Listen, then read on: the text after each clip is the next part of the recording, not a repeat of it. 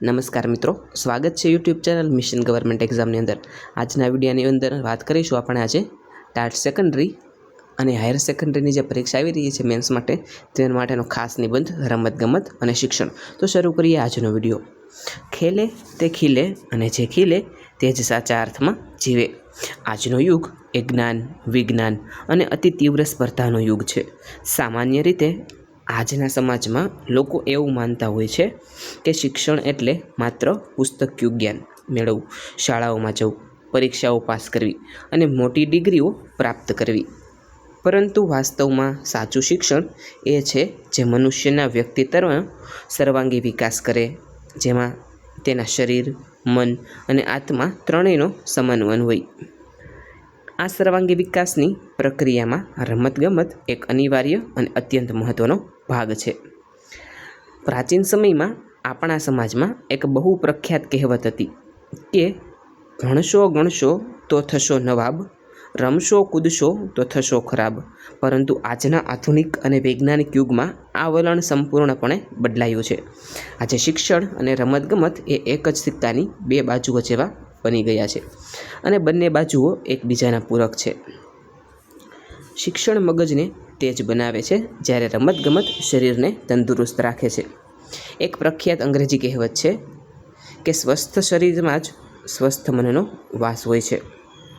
જો વિદ્યાર્થીઓનું શરીર જ રોગી, નબળું કે આળસુ હશે તો તેનું મન ભણવામાં કે કોઈ નવી બાબતો શીખવામાં ક્યારેય એકાગ્ર થઈ શકશે નહીં।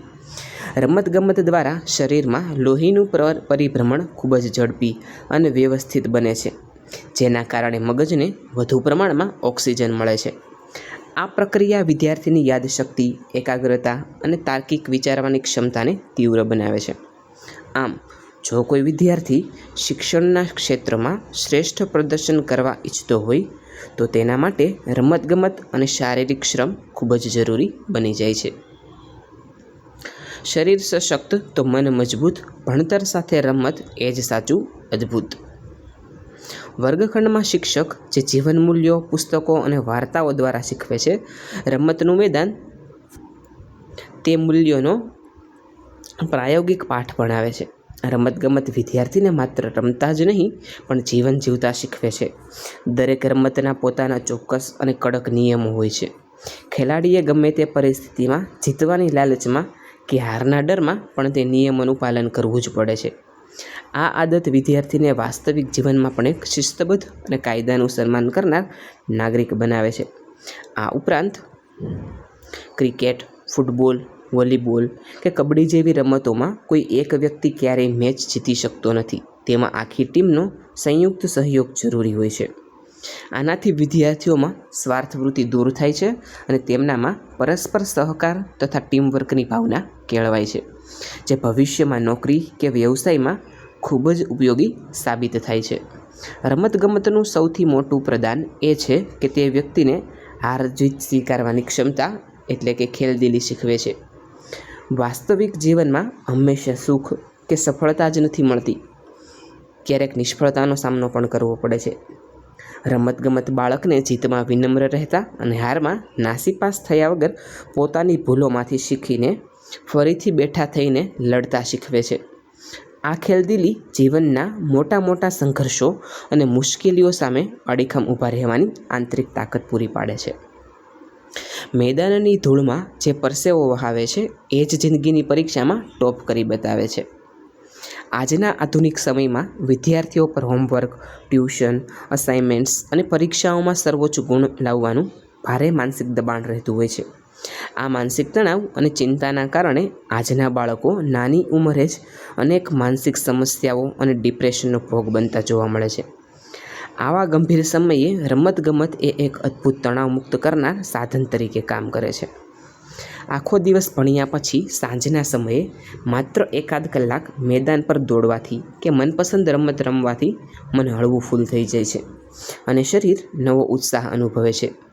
રમત રમીને ઘરે આવેલો વિદ્યાર્થી વધુ તાજગી અને ઉત્સાહ સાથે ફરીથી પોતાના ભણતર પર ધ્યાન કેન્દ્રિત કરી શકે છે। બીજી તરફ આજનો યુગ ટેકનોલોજીનો યુગ છે, જેણે બાળકોને મેદાનથી દૂર કરી દીધા છે। આજના બાળકો ખુલ્લા મેદાન પર જઈને પરંપરાગત રમતો રમવાને બદલે ઘરના બંધ ખૂણામાં બેસીને મોબાઈલ, કોમ્પ્યુટર કે વિડીયો ગેમ્સ પાછળ કલાકો સુધી સમય વિતાવે છે. આ આભાસી દુનિયાના કારણે નવી પેઢીમાં નાની ઉંમરે આંખોના ચશ્મા આવવા, સ્થૂળતા વધવી, ડાયાબિટીસ થવો અને આળસ જેવા ગંભીર શારીરિક રોગો વધી રહ્યા છે. શાળાઓમાં જો રમતગમતને ફરજિયાત અને આકર્ષક બનાવવામાં આવે તો બાળકો કુદરતના મુક્ત વાતાવરણમાં સક્રિય બને છે. દોડવું, કૂદવું અને કસરત કરવાથી શરીરના સ્નાયુઓ તેમજ હાડકાં મજબૂત બને છે અને શરીરની રોગ પ્રતિકારક શક્તિમાં ઘણો વધારો થાય છે. ભણતરથી ખીલે બુદ્ધિનો દીપક, ગણતર અને રમતથી બને માનવી સર્વોત્તમ. અગાઉના સમયમાં રમતગમતને માત્ર મનોરંજન કે સમય પસાર કરવાનું સાધન જ ગણવામાં આવતું હતું, પરંતુ આજના 21મી સદીના ભારતમાં તે એક અત્યંત પ્રતિષ્ઠિત, આદરણીય અને ઉજ્જવળ કારકિર્દીનો વિકલ્પ બની ગયું છે.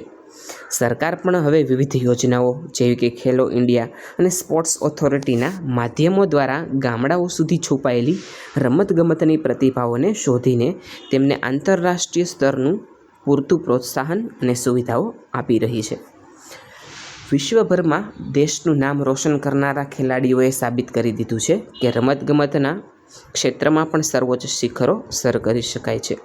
શાળાઓ અને કોલેજોમાં મળતું ખેલકૂદનું પ્રાથમિક શિક્ષણ જ આગળ જતાં દેશ માટે ઓલિમ્પિકના મેડલ વિજેતાઓ તૈયાર કરવાનું પ્લેટફોર્મ બને છે.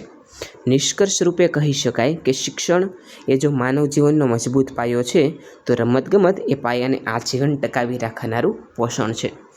માત્ર પુસ્તકિયું જ્ઞાન મેળવીને ગોખણપટ્ટી કરનારો વિદ્યાર્થી કદાચ શાળાની પરીક્ષામાં પ્રથમ ક્રમે આવી જાય, પરંતુ જીવનની અસલી અને કઠિન પરીક્ષાઓમાં તે પાછળ રહી જાય તેવી પૂરેપૂરી સંભાવનાઓ હોય છે. સાચું શિક્ષણ એ જ છે જે મગજના વિકાસની સાથે સાથે હૃદયની સંવેદનશીલતા અને શરીરની સક્ષમતાને પણ સમાન વિકાસ કરે. હવે સમય આવી ગયો છે કે સમાજ, વાલીઓ અને શાળાઓ પોતાની સંકુચિત માનસિકતા બદલે બાળકને માત્ર ચોપડીઓ વાંચવા માટે દબાણ કરવાને બદલે તેને મેદાન પર જઈને મુક્ત આકાશ નીચે રમવાની અને ખીલવાની એટલી જ સ્વતંત્રતા આપવી જોઈએ. જ્યારે ભણતર અને રમતગમત બંનેનો યોગ્ય સમન્વય થશે ત્યારે જ દેશનું ભવિષ્ય એવા સક્ષમ, સ્વસ્થ, માનસિક રીતે મજબૂત અને તેજસ્વી યુવાનોનું સાચા અર્થમાં નિર્માણ થશે.